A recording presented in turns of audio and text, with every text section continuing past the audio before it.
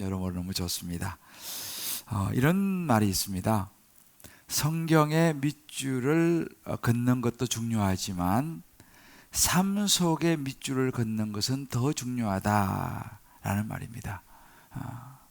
신앙인에게 있어서 삶이 또 특별히 말씀을 살아내는 것이 얼마나 중요한지를 말해주는 이야기입니다. 미국의 그 외교 전문가입니다. 조지프 나이라고 하는 교수가 있습니다. 이 교수가 쓴 소프트 파워라고 하는 책을 소개하는 것을 보았습니다. 이 소프트 파워라고 하는 이 책 안에는요, 두 가지 파워를 소개하는데 하나는 하드 파워와 하나는 소프트 파워입니다. 이 하드 파워라고 하는 것은 물리적인 어떤 힘을 가지고 몰아붙이는 거예요. 어떤 군사력, 외교력, 경제력 이런 것을 기반으로 한 물리적인 어떤 제재를 가할 수 있는 힘을 이야기합니다. 그런데 이 소프트 파워라고 하면요, 그런 것이 아니라 우리 말하면 어떤 맥도날드, 코카콜라, 허리우드 영화, 이런 문화, 이런 어떻게 사람의 마음에 다가가서 그 사람들이 스스로 마음을 열고 움직이도록 만드는 힘을 소프트 파워로 설명을 하고 있습니다. 그래서 이 조지프 나이 교수는 그런 이야기를 해요. 이 소프트 파워의 힘, 이 어쩌면 문화의 힘, 사람 마음에 다가가는 이 힘이 이 하드 파워의 이 군사력보다도 더 강하다. 이런 이야기를 합니다. 참 일리가 있는 이야기라고 생각이 되는데요. 우리도 보면 그런 왜 이솝우화에도 나그네의 코트를 벗긴 것이 이 따뜻한 햇빛이지 썩난 바람, 강력한 돌풍이 아니었다. 라는 그런 그 이야기와 이제 맥이 통하는 것입니다. 저는 최근에 이제 우리가 살아가는 이 세상과 이 교회, 특별히 이제 살아있는 교회를 이제 지난 5번에 걸쳐 말씀을 전하고 오늘 이제 마지막 시간인데요. 이 세상 그리고 교회를 함께 계속 말씀을 묵상하고 설교를 또 하면서 실제로 제가 세상 속에서 교회의 모습을 또 직시하면서 본 것이 뭐냐면 세상이 교회를 얼마나 불신하는가라는 것을 경험을 하고 있습니다. 이 시대가 정말 이제는 교회를 많이 불신하고 있구나. 심지어 이렇게 말합니다. 교회는 섬기고 봉사하는 단체가 아니라 수익 조직이다 라고 이야기를 하는 거예요. 교회가 섬긴다 그러고 교회가 지역사회 잘 하겠다고 말하는 것은 심지어 자기들의 이익을 위한 감언이설이다 라고 하는 이야기를 제가 들으면서 처음에는 굉장히 화가 났어요. 어떻게 교회를 이렇게 말할 수 있느냐 라는 그런 좀 화가 나긴 했지만 다시 한번 돌아보면서 생각하면서 그런 생각이 들었습니다. 이것이 오늘날 교회의 세상에 비친 현 주소구나. 회개해야 할 교회의 모습이구나. 그동안 세상에 보여준 교회의 모습이 어떠했길래, 물론 그 교회 안에는 저도 포함되어 있습니다. 그동안 세상에 보여준 목사의 모습이 어떠했길래, 교회의 모습이 어떠했길래 세상이 이렇게 교회를 불신하는가. 참 가슴이 아팠습니다. 최근에 대학생들을 대상으로 한 통계 자료를 보았습니다. 이 통계 자료에 향후 믿고 싶은 종교는 뭐냐라고 하는 질문에 있었어요. 그런데 개신교, 우리 기독교죠. 이 개신교가 2017년도에는 35% 앞으로 믿고 싶은 종교였다면 2022년도에는 21%로 감소했다는 사실이에요. 대학생들 대상 1000명을 대상으로 조사를 했습니다. 반대로 불교는 2017년도에 26%에서 2022년도에 46% 증가했다라고 하는 통계를 보았습니다. 원인이 무엇일까? 왜 이런 현상이 나타날까? 왜 교회가 세상에서 이런 불신을 받고 교회가 말하는 것을 세상 사람들은 믿지 않을까? 이제는 교회 그러면 어떤 종교라고 하는 그냥 그 모습, 교회 다니는 사람, 한때는 교회 다니는 사람은 그래도 교회 다니는 사람이 낫지, 착하지, 안 믿는 사람들도 그런 이야기를 했지만 이제는 그렇게 말하지 않습니다. 목사, 한때는 목사 그러면 성직자, 거룩한 사람, 다 가운을 입고 거룩하게. 그러나 이제는 그런 시대가 지나가고 있습니다.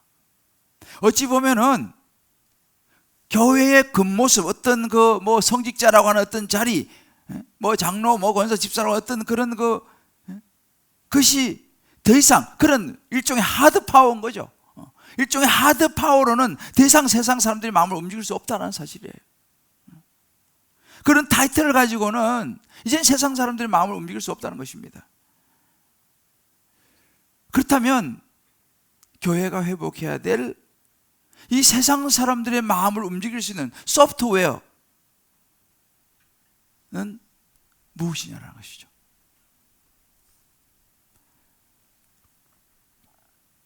저는 이게 말씀을 계속 묵상하면서 이것이 바로 살아있는 교회가 되어야 되는 것이 아닌가. 살아있는 교회가 되어야 되는 것이 아닌가. 죽은 교회는 힘이 없습니다. 세상에서 이제 교회가 점점 힘을 잃어가고 있어요. 왜? 교회가 살아있지 않기 때문이 아닌가. 그렇다면 살아있는 교회는 어떤 교회인가?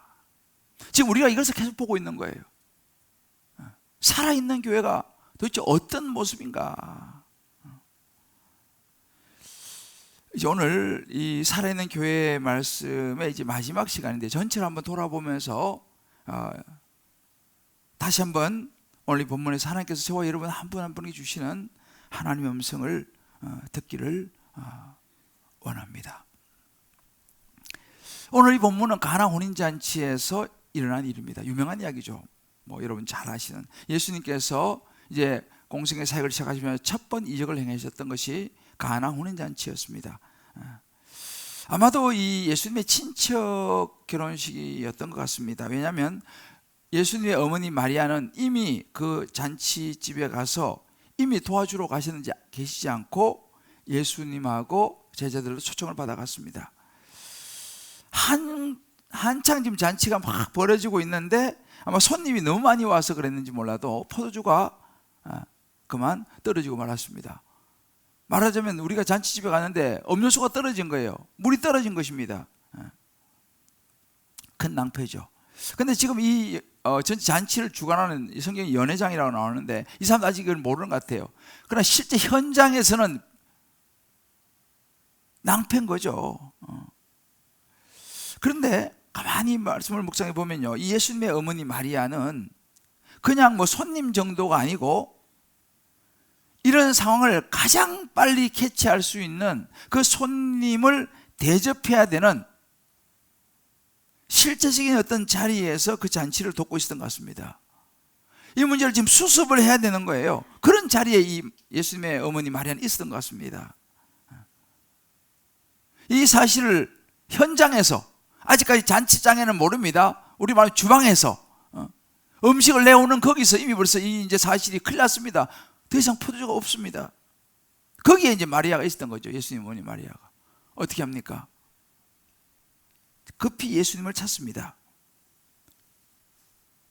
그리고 예수님에게 어머니 마리아가 얘기합니다. 아유, 아들아, 일을 어찌하면 좋으니? 지금 잔치가 한창인데 지금 포도주가 떨어졌대. 마리아는 아들 예수님에게 이야기를 합니다. 왜 그걸 아들한테 이야기했을까요? 마리아는 이미 이 아들의 능력과 아들이 누구인지를 알고 있었던 것이죠. 왜요? 자기가 이 아들을 낳을 때부터 요셉과 동침을 해서 이 아이를 낳은 게 아닌 것을 마리아는 알고 있잖아요.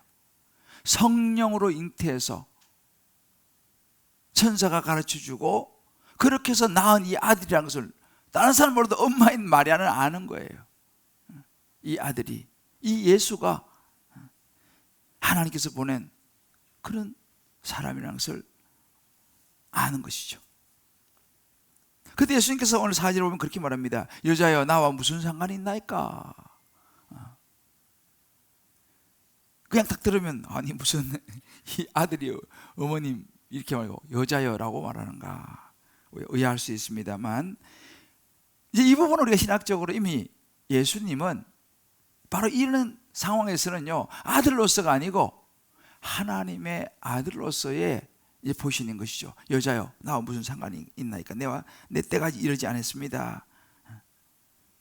그런데 그 예수님의 그 아들이죠, 아들의 말을 들은 이 어머니 마리아도 평범하지 않습니다. 아니 이놈의 자식 엄마한테 말버릇이 뭐예요? 그게 뭐야? 이렇게 말을 하지 않습니다. 마리아는 이미 알고 있는 것이죠. 그러면서 이렇게 말합니다.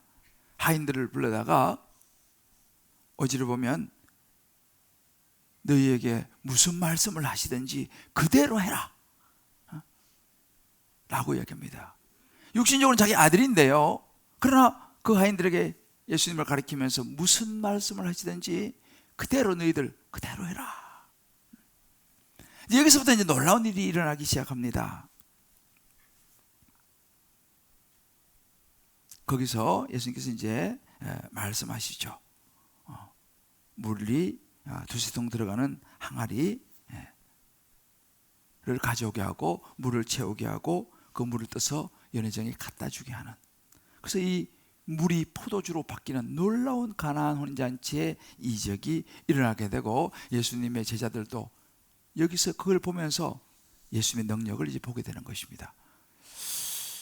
자, 우리가 잘 아는 이 사건, 지금 여기 보면은 이 물이 포도주로 바뀌는 이 이적을 일으키는 통로에는 역시 쓰임받은 사람이 있었습니다.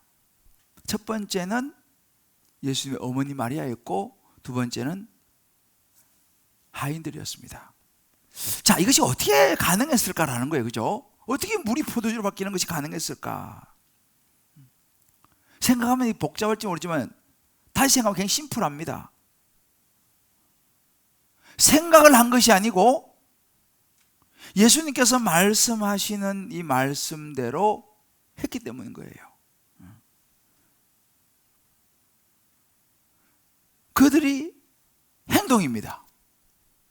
말하자면 이것은 소프트웨어예요. 하드웨어로는 이해가 안 되는 것이죠. 다르게 말하면 말씀을 살아내는 것입니다. 말씀하신 대로 그냥 하는 거예요.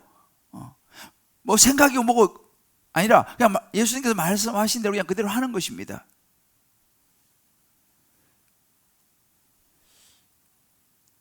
말씀, 우리가 마찬가지입니다.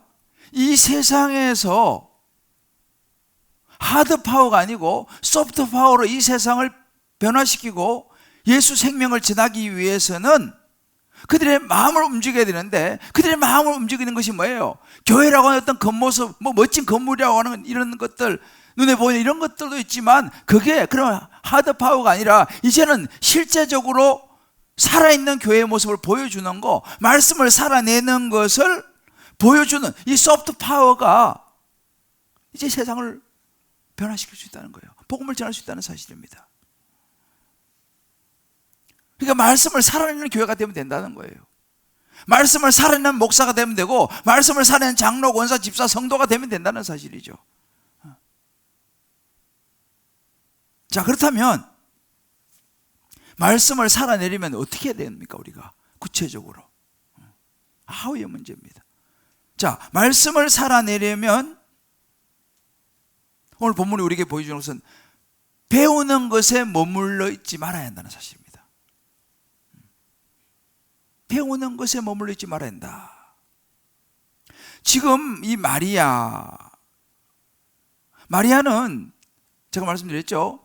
성령으로 잉태했던 자신이기 때문에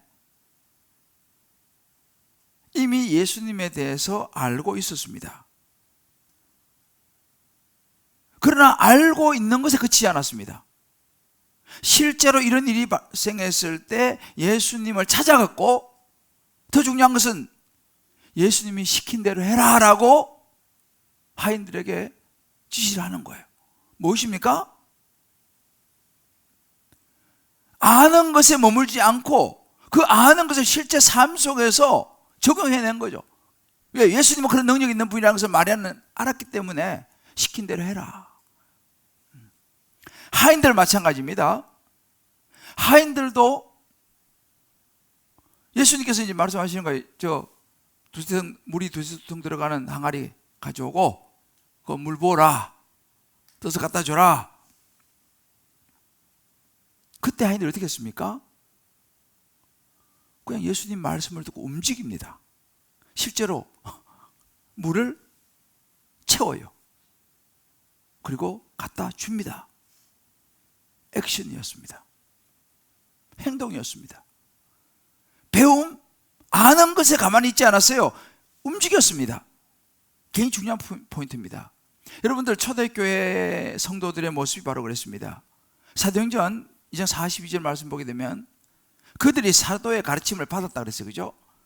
초대교회 성도들이 사도의 가르침을 받았습니다. 배움이죠. 그러나 배움으로 끝나지 않았습니다. 가르침을 받은 다음에는 교제를 했어요. 떡을 뗐어요. 기도를 했습니다. 액션입니다. 배움에 머물지 않는 모습이에요. 성경에 보면요, 예수님으로부터 책망을 많이 받은 사람이 있습니다. 심지어 독사의 자식들아라고 불려진 사람들이 있어요. 바로 바리새인들, 서기관들입니다. 그들은 성경을 너무너무 잘 아는 성경 선생들이었습니다. 교회의 지도자들이었습니다. 그런데 그들이 예수님으로부터 책망을 많이 받았습니다. 심지어 여러분 잘 아시는 세례 요한이 마태복음 3장 7절을 9절을 보게 되면 이렇게 말합니다. 이 세례 요한이 많은 바리새인과 사두개인들이 세례 베푸는 데로 오는 것을 보고 이르되 독사의 자식들아, 누가 너희를 가르쳐 임박한 진노를 펴라 하더냐. 그러므로 회개에 합당한 열매를 맺고 속으로 아브라함이 우리 조상이라고 생각하지 마라. 하나님 능히 이 돌들로도 아브라함의 자손이 되게 하시리라 라고 이 세례 요한이 책망하는 그런 장면입니다. 이 무슨 말입니까? 이 바리새인들과 이 사두개인들의 문제가 무엇입니까? 제가 말씀드렸죠. 이 바리새인들은 당시에 성경 박사들이고 성경을 가르친 지도자들입니다. 사두개인은 제사장 그룹이에요. 이 사두개인은 제사장 그룹으로 그 당시 우리말로 국회의원 그 그룹입니다.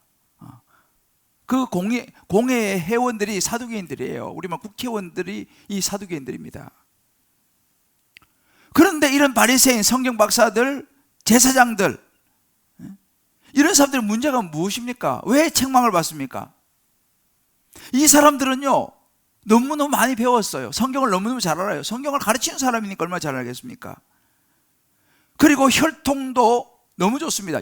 정통 유대인입니다. 정통 유대인. 이들의 문제는 이것이었습니다. 오늘 예수님께 말씀하시는 거죠. 아브라함이 조상이라고 생각하지 마라. 이 말 속에는 뭐냐면 너희들이 어떤 혈통, 어떤 직분, 그것이 마치 너희들의 구원을 보장한다고 생각하지 마라 이 말이에요. 자기가 성경을 가르치는 자리에 있다고 해서 자기는 마치 의로운 사람인 것처럼, 죄하고는 상관이 없는 것처럼 살아가는, 죄인인 것을 인정하지 않는, 말씀에도 순종하지 않는, 심지어 회개에 합당한 열매를 맺지 않는, 쉽게 말하면 그 말씀을 삶으로 살아내지 않는 그 부분을 지적한 것입니다. 하나님의 말씀을 아는 것도 중요하지만 그 아는 말씀, 그 배움을 우리의 삶 속으로 적용해서 살아내지 않는다면 저나 여러분 우리도 마찬가지로 바리새인과 서기관들, 사두개인들과 다를 바가 없다 이 말이에요.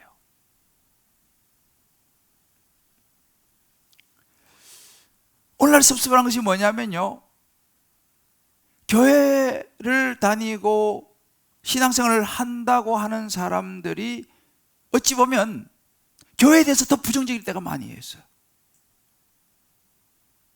의외로. 왜 그렇습니까? 신앙생활하고 예수를 믿는다는데 왜 교회에 대해서 더 부정적입니까? 한번 생각해 볼 필요가 있어요. 정말 그 말씀이 들어가서 그 말씀을 삶 속에서 과연 살아내고 있는가? 아니 그저 아는 지식만 가지고 있느냐? 이게 문제가 아닐까라는 생각을 해보는 거예요. 성경은 내가 이래도 성경을 10독했어요. 내가 이래도 교회 신앙생활 한 지 지금 50년이 넘었어요. 내가 해도 권사예요, 목사예요. 그게 중요한 게 아니고 삶 속에서 말씀을 살아내느냐는 거예요. 복음을 살아내느냐는 것이죠. 또 제가 이번 주에도 한 집사님을 만났습니다. 무슨 이야기라도 이분이 굉장히 참 너무 고마운, 바쁘고 이런 데도 불구하고 또 여러 가지 교회에 마음을 써주시고 이렇게 하셔서 제가 그 집사님에게 그렇게 했어요. 집사님, 아유 참 너무 고맙습니다. 이렇게 얘기했더니 집사님이 이렇게 얘기하는 거예요. 목사님, 저는 아무예요, 아무. 이 말을 알아들으신 분과 알아듣지 못하신 분이 계세요. 제가 지난주에 설교할 때 예수님 6월절 만찬을 위해서 성한 아무에게 가서 이야기하라 그랬잖아, 그죠? A certain man. 기억나세요? 이 집사님이 그런 거예요. 목사님, 저는 아무예요, 아무. 내가 굉장히 감동받았어. 그렇게 섬기고 이렇게 하는데 저는 그 아무와 이름도 없는 그 사람, 예수님의 유월절 만찬을 위해서 기꺼이 자기 집을 내어주고 자기 시간을 내어주고 자기의 음식을 내어준 그 사람처럼 이 집사님도 아유 목사님, 저는 아무예요. 이 시간, 그분도 굉장히 바쁜 분이거든요. 근데 이 시간 주님을 위해서라면 기꺼이 내드려야죠. 목사님, 저는 아무예요, 아무. 정말 은혜가 되더라고요. 야, 이분이 말씀을 제대로 들으셨구나. 자, 우리 좌우에 한번 서로, 또 온라인 들어오신 분들도 주위에 한번 이렇게 얘기합시다. 우리 이렇게 아무가 되어 봅시다. A certain man, a certain woman이 돼야 되는 거예요. 왜? 예수님을 위해서 나도 아무가 좀 되어봐야 되지 않겠습니까? 제가 발음이 좀 시원찮아가지고 아무, a certain man, 성한 아무에게 가서 예수님 그렇게 말씀하셨잖아요. 이제 여러분, 우리가 이제 다음 주 되면 양육과 훈련이 시작됩니다. 성장 딤돌반, 제자 훈련, 사역 훈련, 이제 다음 주에 오리엔테이션을 시작하고 이제 상반기 훈련을 시작해요. 근데 여러분, 저는 이제 훈련을 많이 해온 사람 아니겠습니까? 그러나 우리가 참 항상 주의해야 되는 것이 있는 게 뭐냐면, 이 양육받고 훈련받기 참 너무 좋습니다만은 이것이 행여라도 배우는 것으로 끝이 난다면 이거는 곤란한 거예요. 우리 동네에는 공부 잘하는 사람들이 많이 살아요. 내가 보니까 여기도 다 공부 잘하시던 분들이죠. 저는 좀 그런 부분에서 좀 열등감이 있어요. 공부 못했던 사람들 여기죠. 여기 다 공부 잘하셨던 분들인데, 그러니까 우리 동네 사람들이요, 공부를 잘하셨던 분들이기 때문에 공부하는 걸 좋아해요. 배우는 것도 좋아하시고, 뭘 힘을 들지만 참 좋아하세요. 굉장히 좋은 거죠, 사실은. 배우는 거 좋아하고 공부하는 거 좋아하고 알아가는 거 좋아하고 불타는 학구열. 그리고 우리 애들이 엄마 아빠의 불타는 학구열을 못 따라가. 너무 힘들어. 엄마 아빠는 불타는 학구열. 우리 집에도 제일 불타는 학구열이 엄마야. 학교 다니는 애들은 불이 타질 않아, 학구열이. 좋은 겁니다, 이거. 그런데 여러분, 한 가지 알아야 되는 것이 뭐냐면요, 양육받고 제자훈련, 사역훈련 받는 거, 여러분 그거 공부하는 거 아니에요. 배우는 것으로 끝나는 거 아닙니다. 그러니까 하면 그건 오산이에요. 정말 양육과 제자훈련, 사역훈련은 뭐냐? 말씀을 살아내는 훈련, 말씀을 살아내는 것을 배우는 훈련인 줄을 믿습니다. 어떻게 살아내야 될지를 모르잖아요, 우리가요. 그래서 우리가 훈련받는 거, 양육받는 거예요. 내가 어떻게 살아내야 합니까? 왜? 말씀을 살아내야 되거든요. 그래서 살아있는 교회가 돼야 되거든요. 그래서 내가 어떻게 해야 되죠? 이거 훈련받는 거예요. 그래서 오늘 보니까 오늘까지 신청을 받는데 여러분들 중에서도 있잖아요. 내가 뭐 거기 가서 성경을 많이 배우고 뭐 내가 뭐 굉장히 뭐 많이 알아야 되고 그렇게 생각하면 여러분 그건 아니에요. 나도 좀 신앙생활 예수 제대로 믿어보고 싶은데 나도 정말 이렇게 신앙생활 하지 말고 말씀을 나도 좀 살아내는 거 어떻게 살아내는 거 좀 배우고 싶은데 이런 분들은요 제자훈련, 사역훈련, 뭐 성경 딤돌반 다 신청하시길 바래요. 왜? 우리가 말씀을 살아내는 훈련을 받아야지 세상 사람들로부터 저 교회 말이야 저런 사람이 교회 다니고 말 저런 사람이 목사야 이런 소리를 안 듣지 않겠습니까? 말씀을 살아내는 그래서 배우는 훈련이 양육이고 훈련이에요. 자, 우리 좌우에 이렇게 한번 축복합시다. 말씀을 살아내는 것을 배우는 훈련을 받아봅시다.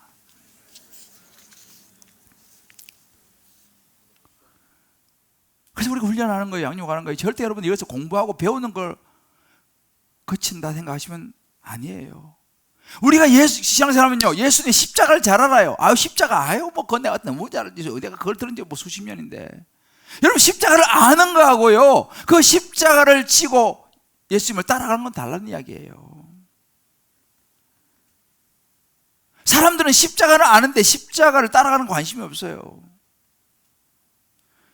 때로는 양육도 받고 훈련을 열심히 받는데 실제로 삶의 봉사와 섬김은 관심이 없어요. 저는 이제 제자훈련을 옥하는 목사님께 배웠어요. 사랑의 부목사로 있으면서. 근데 사랑의 옥하는 목사님 계실 때 지금도 그렇겠지만은 제자훈련, 사회훈련 받는 사람들이 필수적으로 해야 되는 게 있어요. 봉사예요, 봉사. 아예 거기는 봉사 안 하는 사람들은요 제자훈련, 사회훈련 받지를 않습니다. 그 제자훈련 들어가면 제자훈련 필수적으로 봉사를 해야 돼요. 뭐 안내 봉사라든지 뭐 교사 봉사 하여튼 필수적으로 봉사해야 돼요. 그리고 사회훈련생들은요 한 단계 높은 주차 봉사 같은 거 반드시 해야 돼요. 거긴 필수예요. 그러니까 봉사 안 하는 사람은 아예 훈련을 신청 자체 받아주지 않는다니까요. 왜 옥하는 목사님이 그렇게 처음부터 그렇게 만들었겠어요? 이거 공부로 끝나는 게 아니라는 거예요.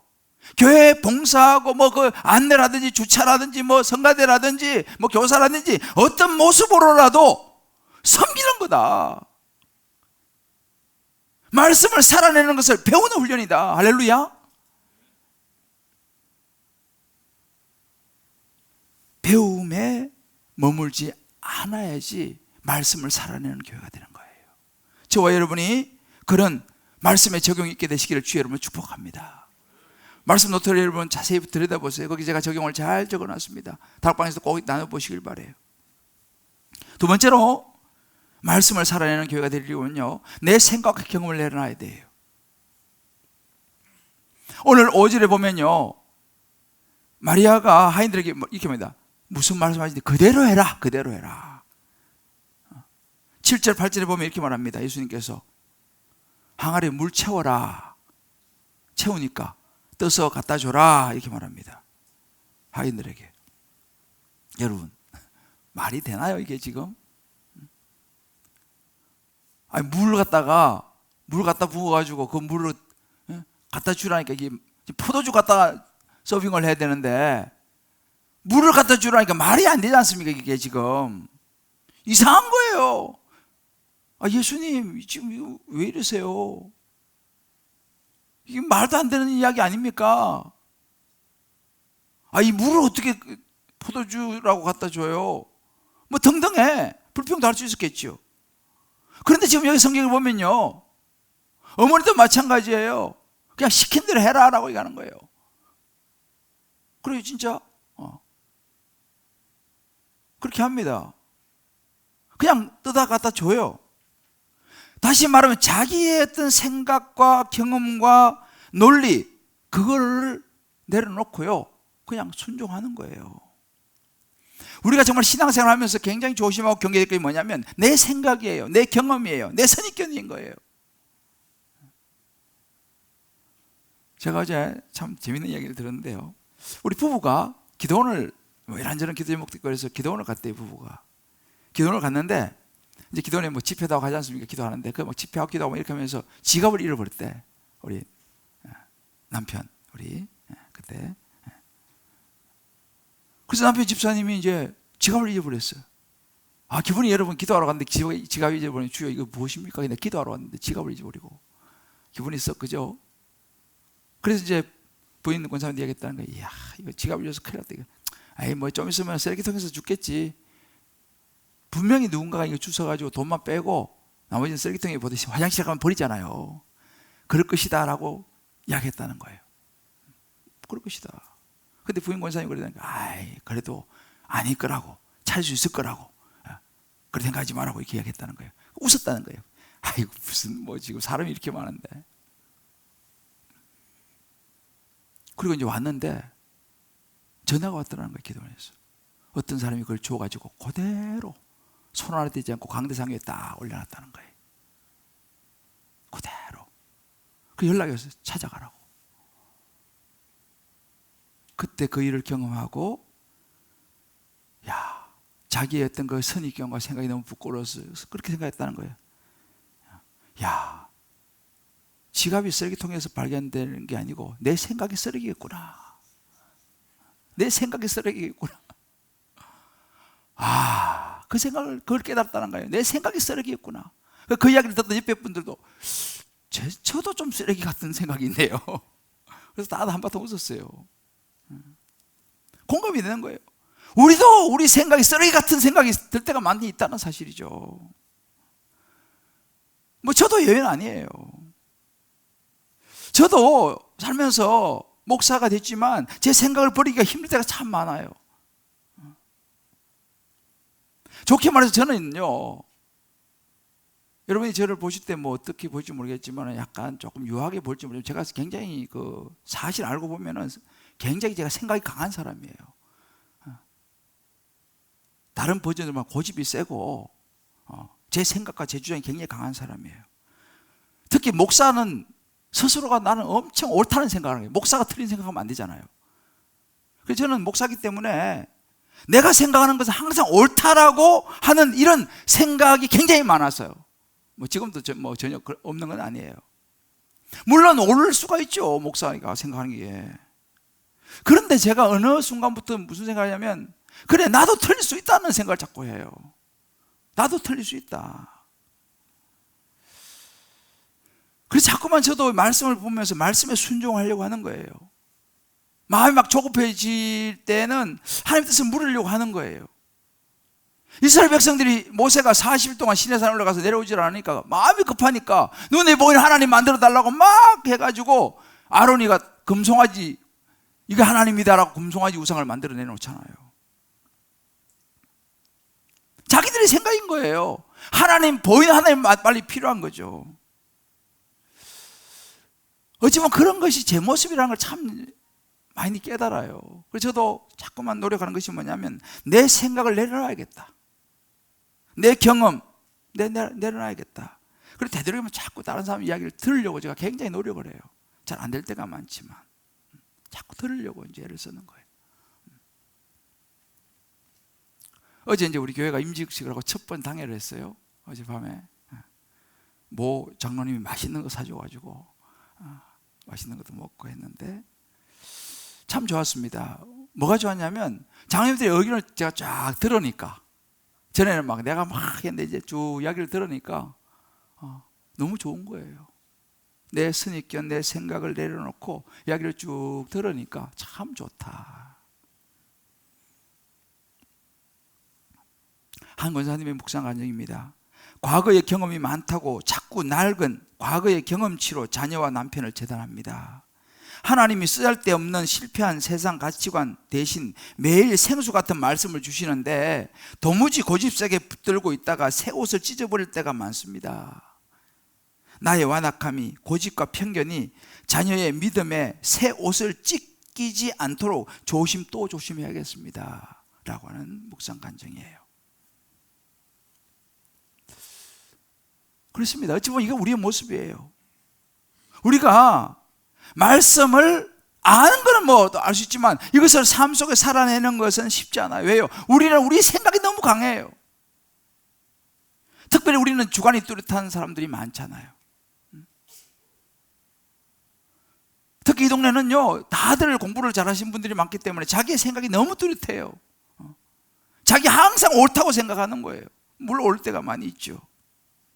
그러다 보니까 예수를 믿어도 있잖아요, 성경도요 다 믿는 게 아니고 내 마음에 드는 것만 믿는 거예요. 아, 요거는 맞는 이야기 같아. 이거는 좀 그래. 때로는 이게 말도 안 되는 소리지. 물론 우리가 성경을 보면서 내 생각이 다를 수 있습니다만은 여러분 기억하셔야 돼요. 오늘 물을 포도주로 바뀌는 이 과정 속에 내 생각과 선입관과 내 경험을 내려놓고 순종했던 마리아와 이 하인들을 기억해야 됩니다. 만약 이 하인들이 자기의 생각, 경험, 논리를 가지고 했다면 이 하인들은요, 물이 포도주로 바뀌는 경험을 할 수 없었다는 사실이죠. 여러분이 알아야 돼요. 믿음의 세계는요, 나의 생각과 한계를 넘어서 하나님 말씀에 순종할 때 일어난다는 사실을 믿으시기를 주 여러분 축복합니다. 그래서 우리가 도전이라 그러는 거예요. 도전요. 우리는 내가 복음을 조심해야 돼요. 여러분, 마태, 마가, 누가복음 다음에 나오는 게 뭐예요? 요한복음 다음에 뭔지 아세요? 내가 복음이에요. 내가 복음. 내가 말씀을 살아내야지 내가 자꾸 나를 살아내려고 하는 거예요. 내 생각을 관철시키려고 하는 거예요. 내가 원하는 교회를 다니려고 하는 거예요. 내가 원하는 교회를 만들려고 하는 거예요. 아니에요, 여러분, 우리 죄인이에요.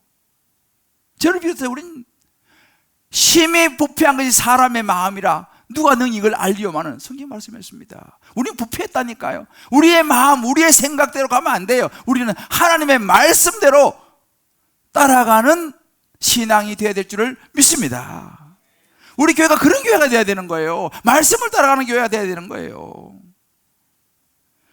자꾸만 내게 올라오는 부정적인 생각들과 선입견과 나를 얽매고 있는, 캐캐묵고 있는 그런 경험들, 말씀을 따라가는데 자꾸만 나를 방해하는 것이 뭔가 우리 한번 생각해 볼 필요가 있어요. 우리 사랑하는 성도 여러분,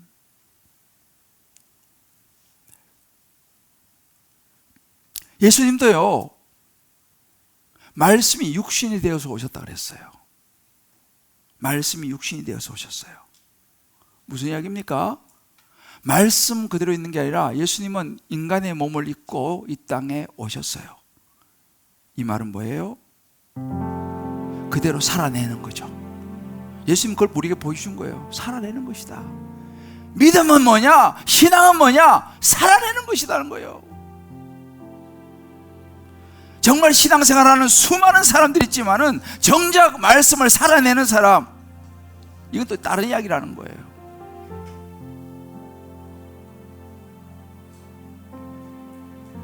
저는 우리 교회가 참 감사하고 우리 교회가 살아있는 교회라고 말씀드릴 수 있는 것이 뭐냐면, 정말 살아내려고 애를 쓰는 분들이 너무너무 많아요.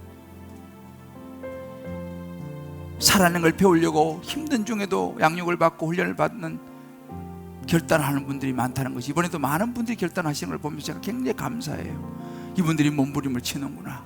이분이 말씀을 살아내는 걸 배우려고 하시는구나. 때로 나의 약함을 드러내고 하나님을 의지하면서 제자로의 삶을 살려고 애를 쓰는구나. 우리 한번 이런 나눔을 주었습니다. 저의 제편은 게으름뱅이입니다. 어쩔 때는 하루 종일 아무것도 안 하고 마냥 쉬고 싶고 바쁘고 해야 할 일들이 쌓여 있으면 스트레스를 받는 사람입니다.